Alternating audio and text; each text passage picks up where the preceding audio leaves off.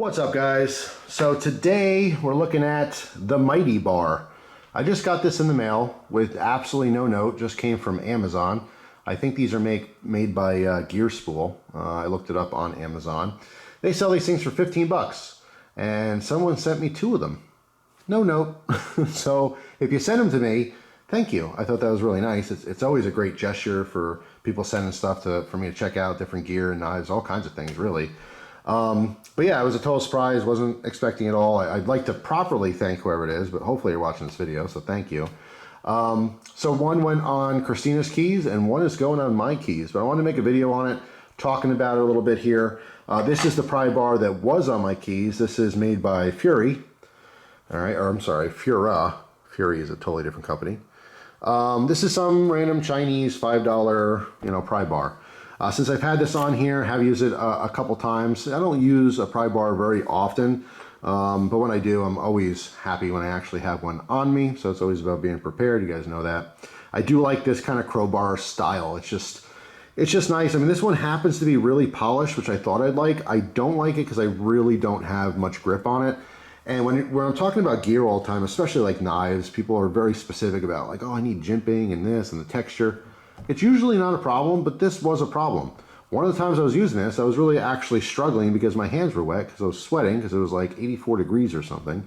And the high polish looks nice and everything, but it really does make it hard to kind of grip. And specifically with a pry bar, you're gripping. You're using a lot of grip when you're prying stuff, right? Or scraping, whatever you're doing. Now, I do like this one. This kind of teardrop cutout is nice if you actually had to pry like a nail head or something. I haven't had to do that, although I did kind of play around with it. But I do like the split front as well, which is kind of nice. This also has a wide head on it. I guess you'd call that the head. And of course the angle, all right? So if let's say you're getting in on a nail or something, you have that kind of leverage to rock it or pull up. So just by pushing down, and of course, it's not always against something. Sometimes it's up in the air. But again, by pushing down, that little curvature helps to pry up. So I do like this overall design a lot. I just hate the fact that it's, all polished and stuff. I'd probably hit this with some sandpaper if I were to use it again. But that's coming off for now for this guy, which is like super simplicity. It does not get simpler than this, or more simple, I guess is the correct way to say that. So we just have a box cut out for the split ring or keychain. All right, we have a totally square bar stock that tapers down on the end.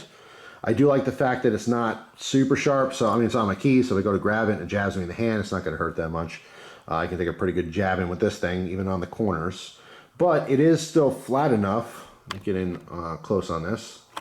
It's still flat enough to be effective at prying something if you only have a little space to get in between it. All right, but I'm interested to see. This definitely has, because it's a thicker bar stock, if I were to use forward pressure on prying something as opposed to this, like this is obviously thinner. So if I get the tip of something here, prying it up is one thing. But in this case, if I were, let's say I'm prying 2 things apart and there's a little crack. If I get through the crack, I can just apply forward pressure and use this wedge action to pry something open, if that makes sense. So it just really depends on the very specific situation and how you're prying. It's cool for $5. I like that this is a different design. $15 is a little expensive for what this is. I'd love to see these for $5. If it was solid titanium, yeah, I'd get the $15 or $20 or $25 price tag. It is stainless steel, unfortunately, because this is some Chinese thing. I don't know what this is. I'm assuming it's stainless steel, but it could be anything. I mean, I can't, a lot of times with super cheap stuff, I can actually bend it. I can't. So it's very stiff, so I have to assume it's stainless. Whether it's heat treated or not doesn't really matter so much for its size for prying. It's not a full-size pry bar or anything like that. So I never had any issues with it, except for the fact it has literally no grip because it's so polished and shiny and smooth. But anyway, this is just, I don't know, this looks like a pry bar. This doesn't. I mean, the sky's the limit on how you would use tools like this. But I'm just curious. I'm curious if anyone actually had this before. I'm going to throw this on the keys instead.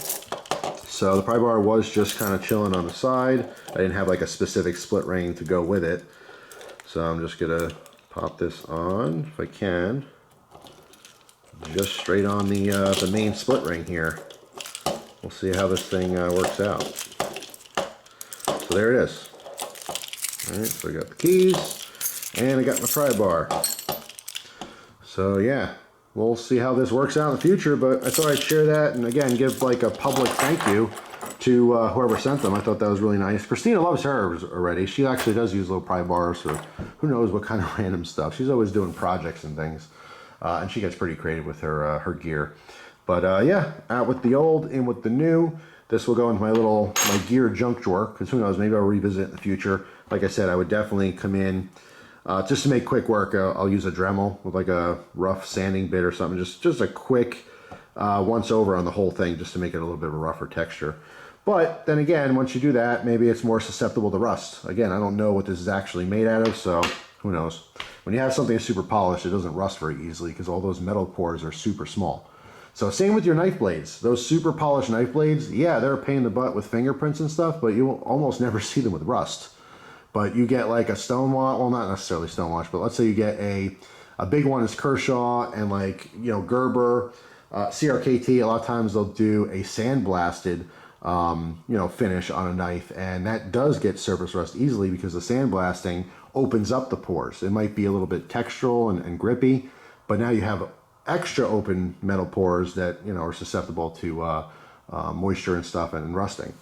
So anyway, that's about it for this one. Just wanted to mention this. The Mighty Bar sounds fascinating. Now, of course, I love to see these at $5 or maybe $10, but 15 is not too far off. It's not the end of the world. You know, I've definitely seen things priced way higher for what they are, but it is a very simple design. But we'll see. We'll see if it's more superior, something I like more than that Fura one, you know. But anyway, just kind of, again, wanted to give a little public thank you because I have no idea who sent it. But thank you. It was a very nice gesture of you, and me and Christina are going to check them out.